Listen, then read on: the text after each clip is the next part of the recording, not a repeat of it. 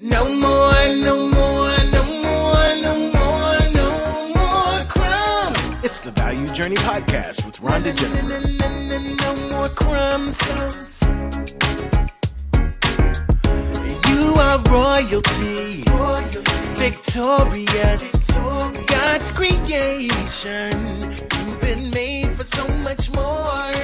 No more, no more, no more, no more, no more. Often, from our experiences, we are left to feel unworthy, empty, and questioning if we matter.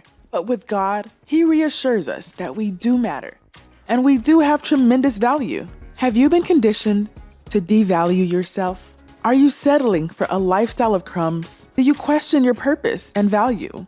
The No More Crumbs value messages are derived from the Bible story in Matthew 15:25-28, where a woman believed she was only worthy enough to settle for crumbs and never believed she deserved more. Not until she met Jesus. Jesus encouraged her to want more in her life. And with this woman's acceptance of Jesus' love, she was awakened to want better for her life. From this acknowledgement, Jesus commended her on her faith to accept the new truths about herself. The Value Journey podcast is focused on providing supplemental and suggested tools to help you accept the positive truths about yourself and guide you on how to take action steps to activate your truths.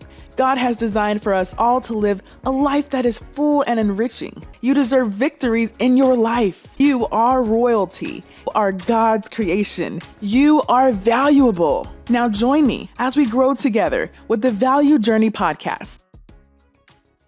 Hello, everyone. I am so excited and very protective of our next guest. This guest has such a special place in my heart. He means so much to us, our family, every person that he comes in contact with. They love him and want to just smother him with so much love because he is such an amazing man. So without further ado, I want to introduce to you James. Hi, James. Hi, Rhonda. How you Hi. doing?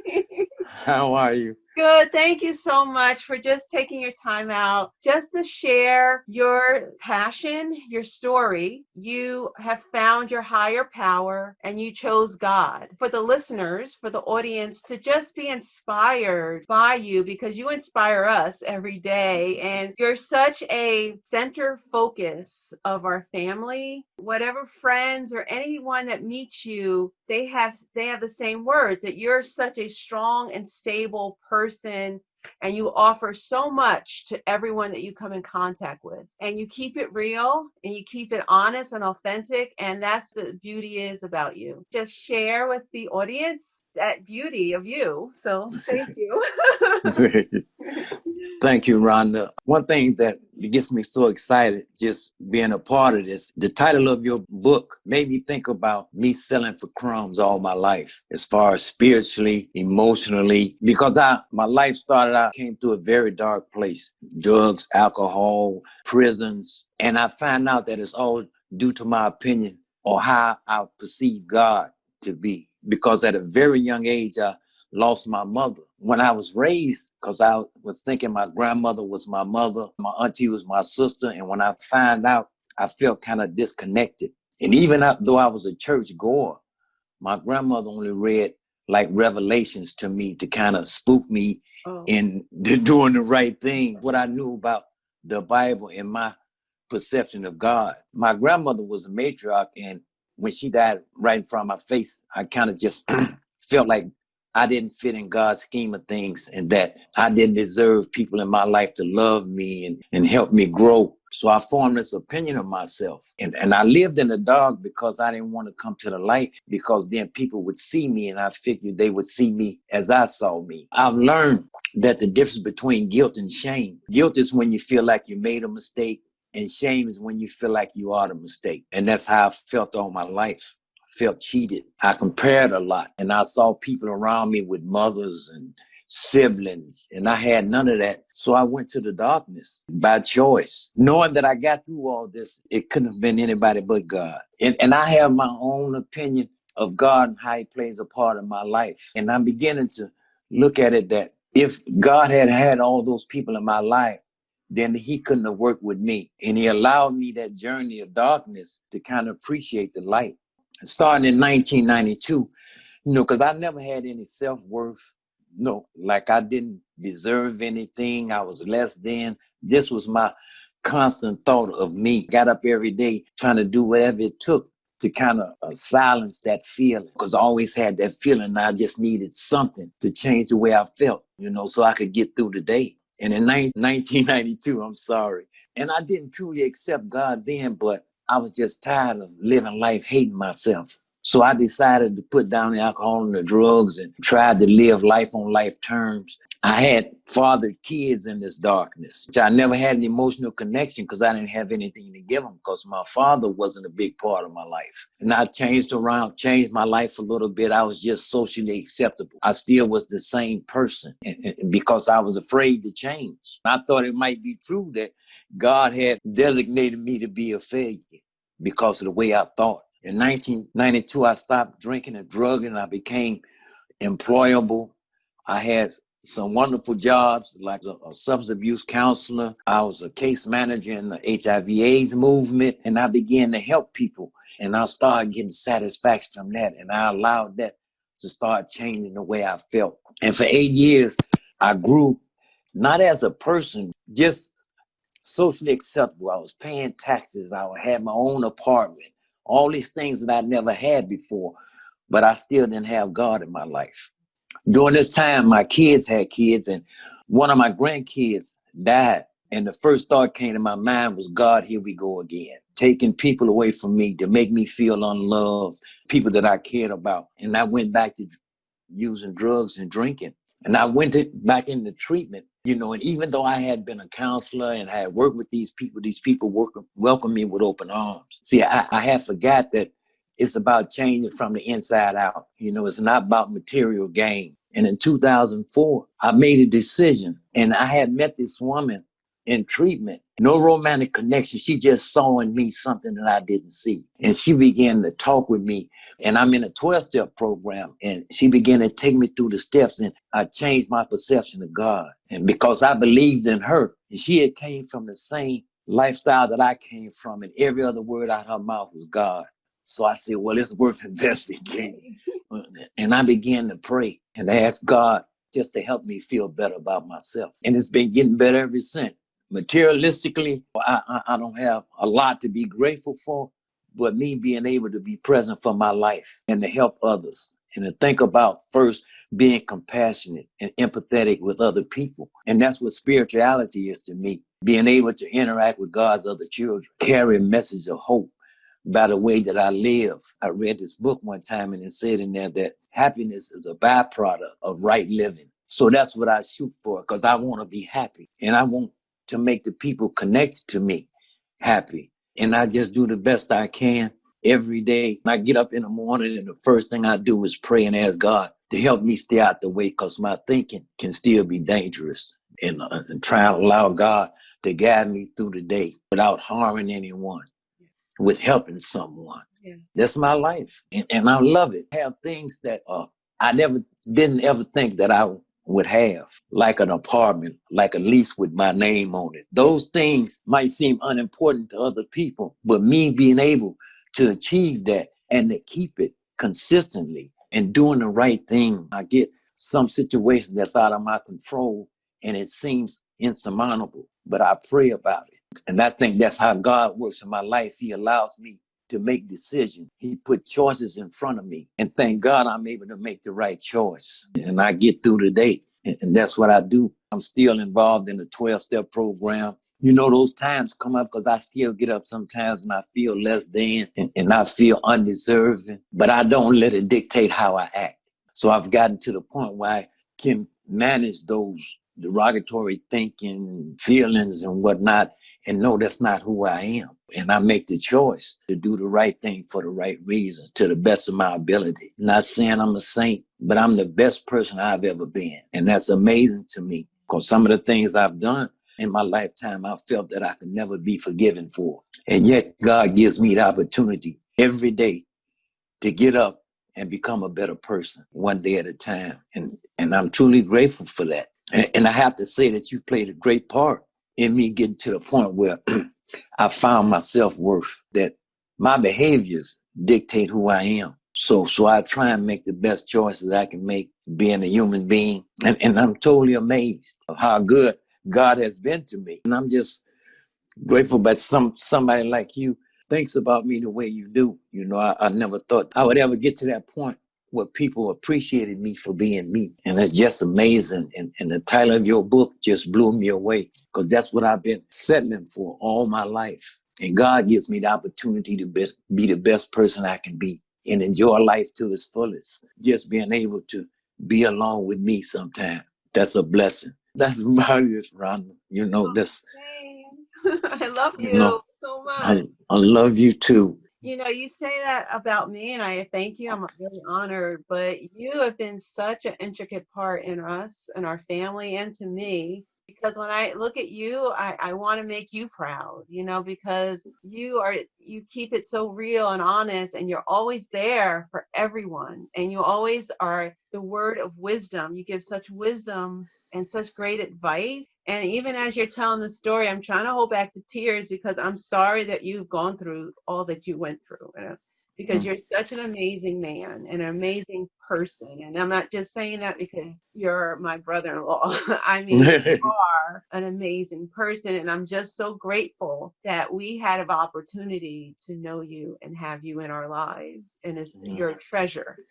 So I thank you. And you know, I was so reluctant to do this, you know, but the thing is, if I can find the courage to share some truths about myself, it might help somebody face some truths that they need to face in their lifetime and know that they deserve a little bit better than what they're giving themselves. And that's what it's all about for me. So, Yes, that's my goal too. I want people to hear you and to know like there is hope. yeah. And you're giving people that strength and courage to do it because you're the best man that I've ever known. And I really I'm very honored to have you in our lives. So I thank you. Thank you. Yeah. So so can you share more on, you know, what you're doing daily to keep yourself encouraged and keep moving forward? Because you, like you said, every day is a new day, and then you have to just keep yourself encouraged. Every day I just be willing to meet the challenges that life brings our way, just like the pandemic. You know, I try and look for some good in whatever happens. And for me, and this is just my opinion, I believe that this world needed to be slowed down, and it had to get to the point where people appreciate other people. And when change comes, it takes a lot of different things happening to make change come about. And I just believe my higher power, God as I call him, had to slow this world down for us to maybe see the ugliness in it and draw people closer together and find out that we need each other. And that's what I do on a daily basis. I try and look at whatever life situation is. Of course, it phases me emotionally. Me being a man of God, I kind of process it. And it's not all negative. There's some good that can be drawn out of it if we just have the courage to do that. Because I believe that the state of the world is that. I saw a movie once, and this guy said that at some point, different scares people. And there's so many different people. And the fear kind of takes over, and we become judgmental because somebody's different. And I'm just learning to embrace all of that and not let it affect how I treat other people. Because I believe that's what it's all about, one helping one.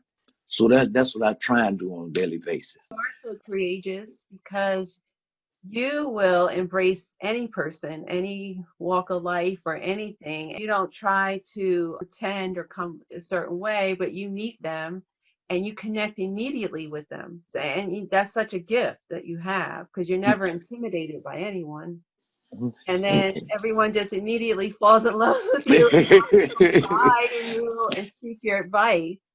Yeah. So, how do you know that gift, and how are you in tune to that, and how to share it? I just believe that every person that I interact with, there's something I'm supposed to get from that person. And that's something that that person is supposed to receive from me. So if I'm acting with humility and an open mind and always being teachable, I'll get that message, because that's how God works for me, through people. The people in my life, there's things I get from them that I needed to continue to grow as a person. Because it's still that fear that I'm still fearful of being judged and all this. And God puts the right people in my life to keep me from acting on that fear. And that's how I view God, putting the right people in my life to keep me growing. Because anytime somebody is vexatious to my spirit or vexatious to my spirit, I know I can't be around those people. I was afraid to even look people in the eye because I was scared they would see the emptiness inside of me. But now I'm able to do that. So I am growing. Got a long way to go, a lot of growth to do, but I'm being the best person I can be on a daily basis. I think we all make the conscious decision. We all are working to continue to grow, which is good. Right. And it's when we stop making that effort is where we get in trouble. Put no limit on my growth or tell myself, okay, well, I reached this point, so I'm going to stop growing. There's no end to it. We all have a due date, so to speak, when God calls us home. And I just want to be the best person I can be until that day comes. And in my heart, I don't know if it's afterlife. I believe it. I'll just be connected with those people that I lost so that I can see that they've always been with me, helping me to grow. I've learned to get through deaths of people that are important to me because I didn't know how to do that before I accepted God or had an open mind enough to pray and ask God for his forgiveness and for his guidance, because my growth has very little to do with me.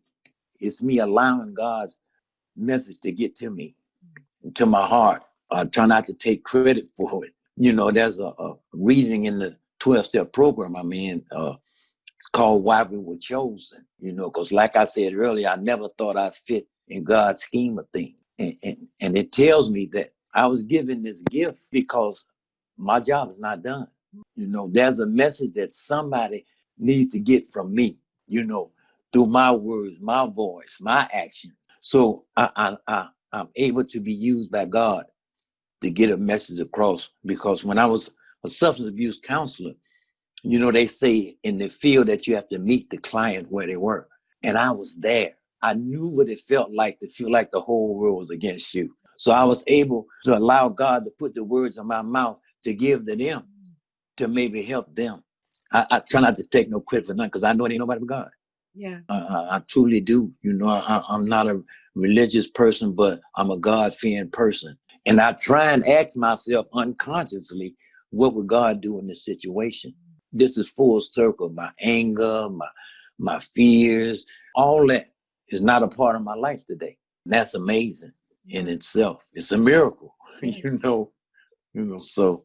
I attest to that too, because, the way I was growing up and my trauma and victimization, I had a lot of anger too, and a lot of distrust and feeling so unworthy all the time. And it relates so to your story because I had to surrender.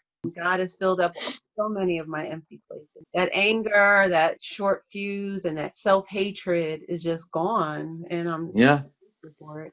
Another thing that I've read in this 12-step program was, it's not so much my childhood experiences, it's how I reacted to them. And then I give my reaction. If there's nobody there to help me process it, then I'm going to take my own evaluation, and my thinking is already screwed up. So, and that's why I hated being me.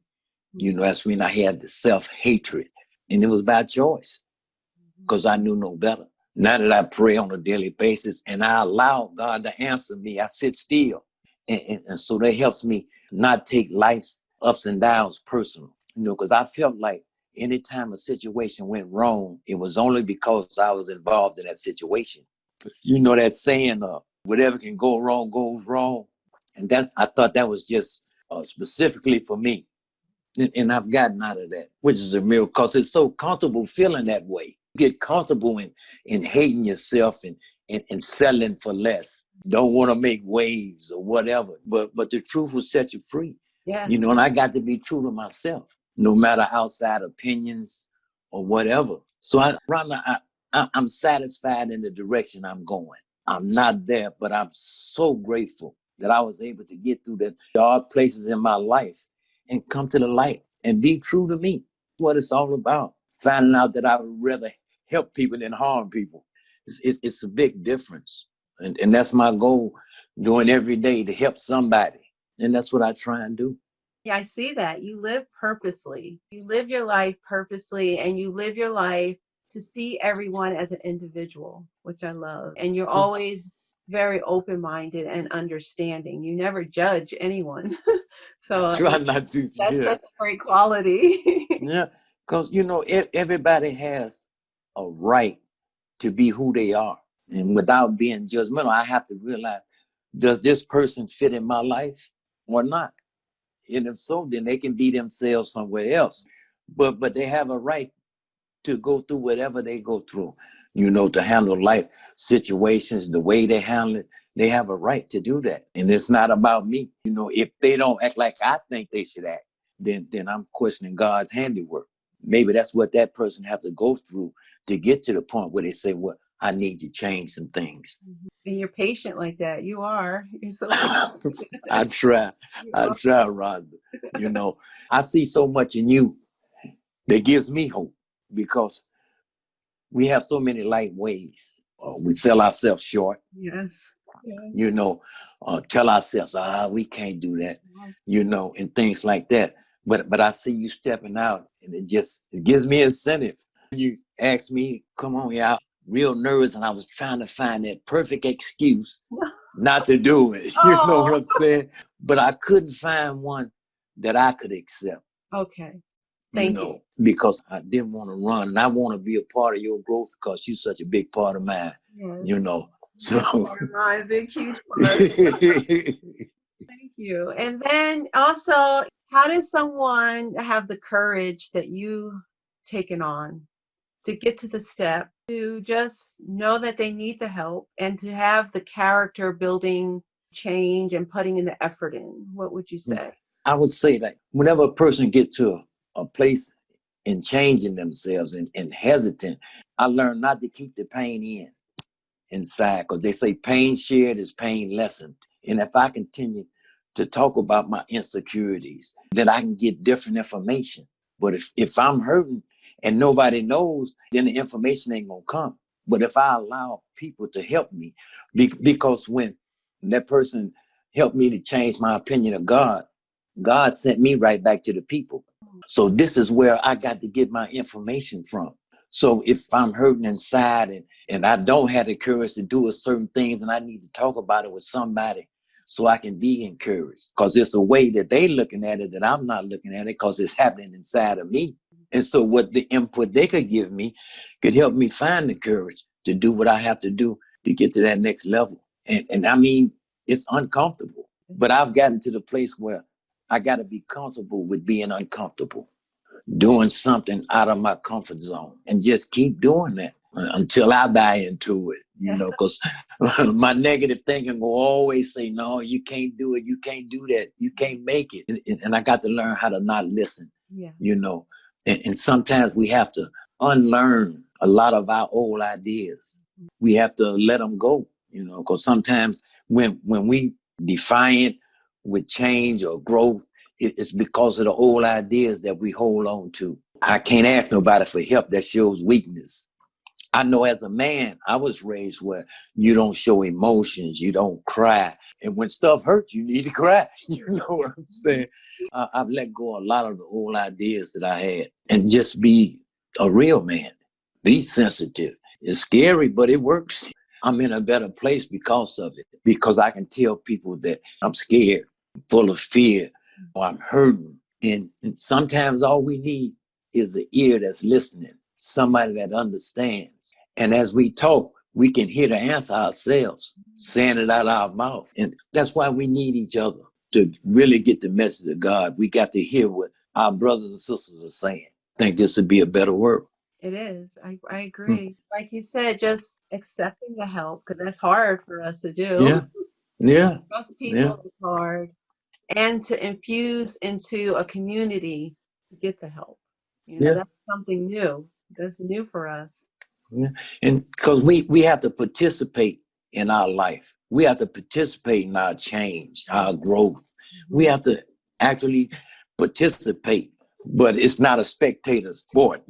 We got to get involved in our own lives. We got to find that self-confidence, not arrogance, but confidence that I'm able to give all I can give to whatever situation. Do my part. Just like every morning when I pray during the day, I got to act like I prayed. You know what I'm saying? Yeah, that's a good I can't pray and then go outside because everybody out and all that. I That's have a to good one. act like I prayed. I have to want God's help to get through the day. And I have to act like it. It served me well. I'm nervous now, but as I'm talking, I'm getting strength for the rest of the day because I'm sharing it with someone. I'm not talking to myself. I'm actually talking to someone and hopefully helping somebody else. Yes. And it's not easy, but we have to play a part in our life. We have to show up. How do you handle the new who you are now and dealing with your old environment who wants to kind of draw you back into that? They're uncomfortable with the new you and they're drawing you back. How do you handle that? Well, first of all, I kind of tell myself those people that I was involved in and think the way I used to think, they miss having that me. They miss having that me. You know that saying, misery loves company. Yes. And sometimes at one point in my life, I was trying to change and stop being involved with drugs and alcohol. And I got out of treatment. One of the best friends that I had offered me a drink. And it kind of made me mad. But then as I've grown, I looked at, he offered what was important to him because that's what our friendship was at that time. So he wanted to share what was important to him, not thinking he wanted to pull me back, but that's who he was. Oh. And so it's up to me to just say, no, I don't do that anymore. And maybe show him a way out. And that's what it's all about. I'm no longer uncomfortable. I know I had people telling me that I think I'm better than them. No, I just do different things. I've had a psychic change, where I'm thinking about different things and I'm thinking about living life to its fullest. And you just living for the day, how much records you can put in a day. And I'm not thinking like that anymore. So we kind of separate. You have to make a choice. Get those moments when life is so hard. And I want to change the way I feel right then and there. But then that comes with, see, for me, once a person gets sober and not drinking and drugs, see, instant gratification is the enemy. We need delayed gratification. We need to be able to put in the work and see the reward instead of taking shortcuts. Because living life, it's not easy. But if you give it your best shot to live it the right way, happiness gonna come. It's just like when a person go to a restaurant and they all order a steak dinner. See, potatoes come with it. You understand what I'm saying? That's the side order. So if I'm living right, happiness is the side order. Okay. It automatically comes. Right. And that's how I try and live. Do the right thing for the right reasons. You do. And you demonstrate it every day and every circumstance, every situation. You stay like this one level, but always the intelligent, calming force in it all. And we've been in some very precarious and difficult situations. Yeah. And you've always had that level, sound voice and just calmed it down. And you do that in every area of your life. And it's just amazing. And I learn from you. I do.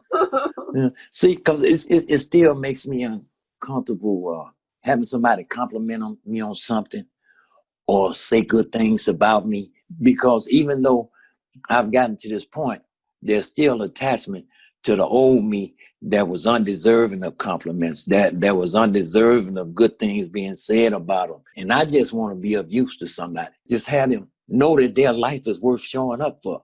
Because I didn't think so many years. It's amazing. I've been through a lot of cancer survivor, diabetes, a lot of different health things. And I am truly surprised and grateful that God allowed me to make 70 years old. Yes, right. What I've been through.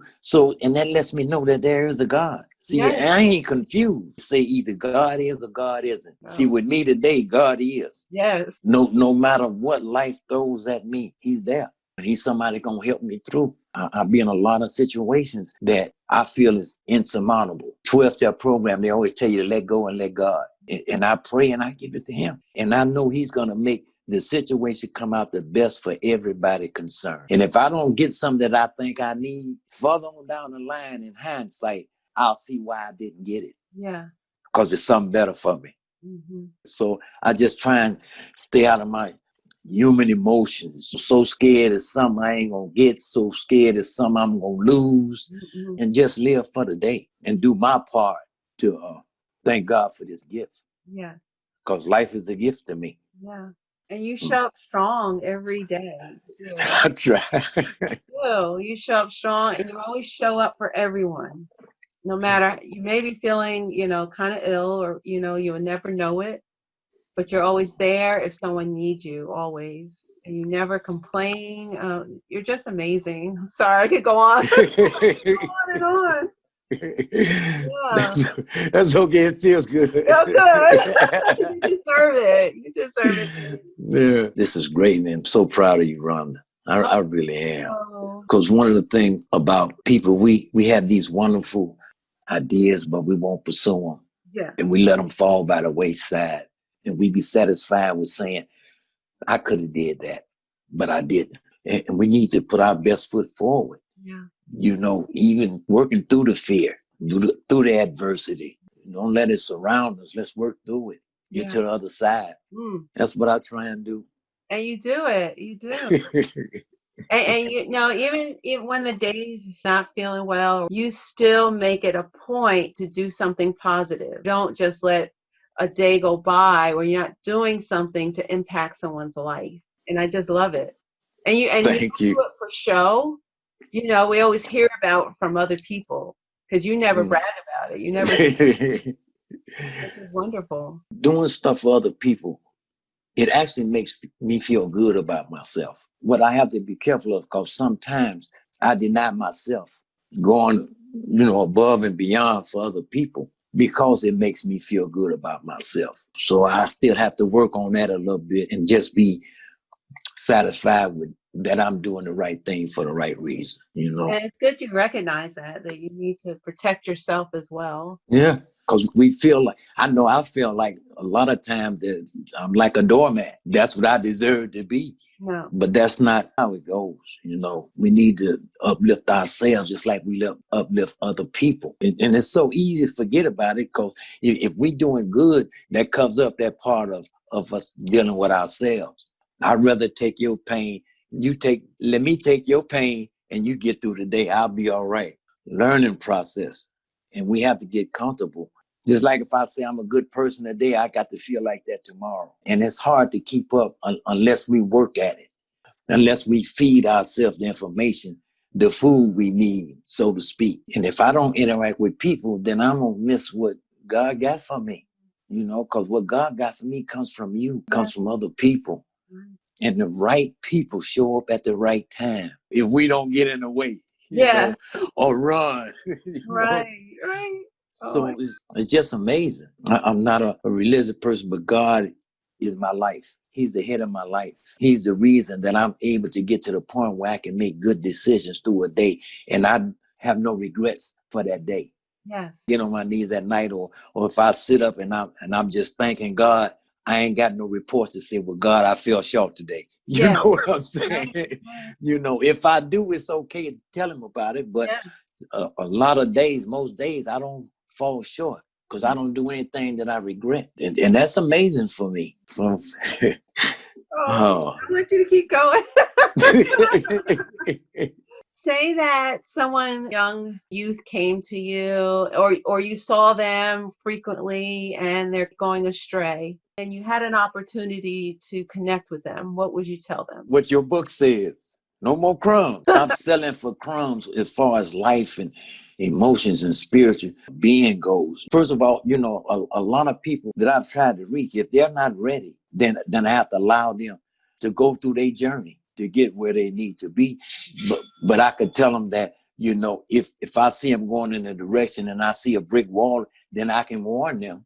God's grace and God's way of life, we can't force feed people. I don't believe that. You have to be willing to accept his way, and I think that spirituality as a whole, getting to the point where you're able to receive God's message and to live the right way. You have to make yourself ready for that. Okay. You know that there's something better, because a lot of times my goal in life was to go out in a blaze of glory and have a bunch of material things, money that's not mine. Those were my goals. Yeah.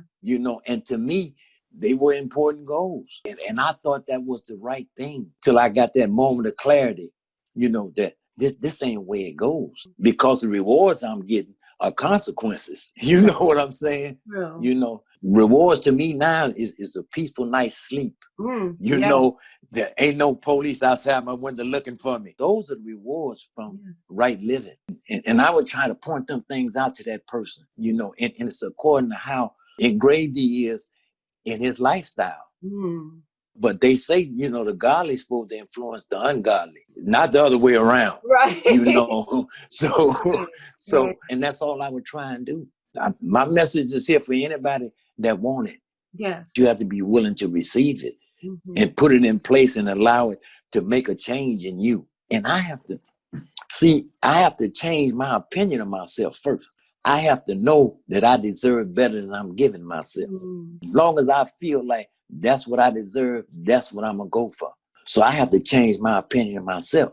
I have to really accept that God don't make no mistakes. I thought he had made a mistake, but he know he didn't make a mistake because he brought me to this point. Help me with that, because, I've gone through relationship issues and everything. Yeah. And I've come to you hurt and broken and confused, but you always told me that as well. And I applied, We have to start looking at it. If people come in our lives and disappear, it's their loss, not mine. Because I know I'm going to do right by you.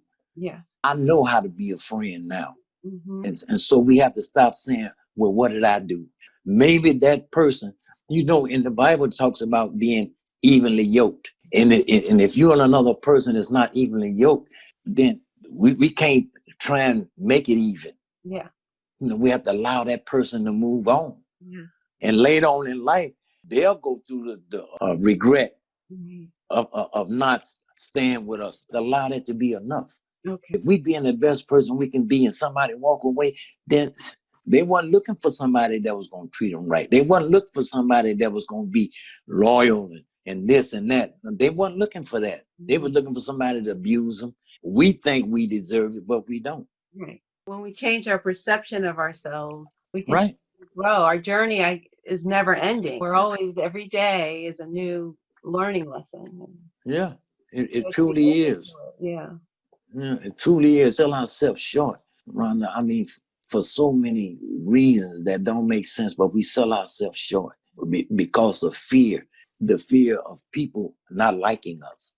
The fear of people judging us. Of people saying, no, that's wrong or whatever. If we know in our heart that we're doing the right thing for the right reasons, we really got to allow people to think how they going to think. Because whether we doing good or whether we doing bad, people going to talk about us, judge us, but the proof is in the pudding. Yes. How you walking? People say a lot of things out their mouth, but how you living? Right. Where your footsteps going? Yeah. I know my footsteps are in the direction of God. Yeah. So, I know that much. Yes. I'm not robbing, I'm stealing, and I've been through a lot of financial situations, but the thought to stealing never came to mind. Right. The thought of taking shortcuts never came to mind. I let go and let God, and it's going to come out like it's supposed to come out. And when we trust him in the hard times, that he shows up. God always shows up. Always shows up. There's so many situations where I say, I'm not going to get out of this. I'm not. And lo and behold, it works itself out. Then I pray and I say, God, I'm sorry. I doubted you. You know what I'm saying? Exactly. Because my faith is humongous when things are going smooth. Yes. Things go a little awry. My faith shrinks a little bit. And that's human. But I end up having to apologize to God. God, I'm sorry. I didn't mean to take the driver's seat back. You know what I'm saying? And let him work it out. And it does. I think we all do that at times, and I believe that God is so gracious and patient with us. Yeah. Because you know how we get in a situation, they say, well, God taking too long. Let me see what I can do. You know what I'm saying? and I end up messing stuff up. Yep. I'm just learning how to be patient, Ron. You know, that's a big one. Anger doesn't do me any good. Eats at the good in me. So I try and if anger arises, because there's always situations that's going to evoke some anger, but I got to manage it because it'll eat me up inside. You know, they talk about resentments, and I've really been working at that because resentments only hurt me. Whoever I'm resenting or whatever keep going on, and Right. I'm stuck feeling the resentment, Yep. nurturing it, you know. And they're fine. Yeah, it's so much I've got to learn. I've learned a lot, but it's so much more I got to learn. Because all the years I wasted, I didn't have no information about living life. So now, unfortunately, I wish I get 70. You know what I'm saying? Yeah. But I'm teachable. Yes. It's another reading in the 12-step program that I love. It says, listen to all persons, even the dull and the ignorant, for they too have a story. So I need to be listening at all times. Yes. That's how I try and live and get better one day at a time. Right. And that's the beauty about God, where it's never too late and we've never messed up so much that it's not fixable for our journey going forward with him. Right. And that's the Right. beauty of his grace and mercy. Yeah. We just have to take responsibility for those things and ask for his forgiveness. Mhm. And he shows me his forgiveness every morning. He wakes me up. Mm. He said, you got another shot at being the best person you can be. I love So it. he never turns his back on me. And that's good enough for me. I ain't going to turn my back on him. No. You know what I'm saying? Oh my gosh.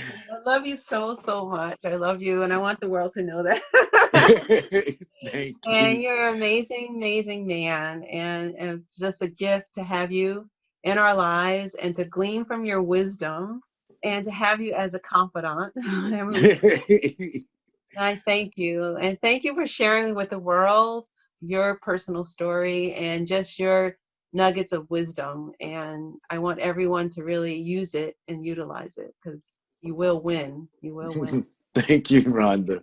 And I wish everyone could meet you. Oh, thank you, James. You're welcome. Thank you. So All right. thank you everyone for listening again. And I appreciate you just gleaning from James. He is an amazing man and I'm so glad he's in our lives. And until next time, I'm Rhonda Jennifer. Thank you.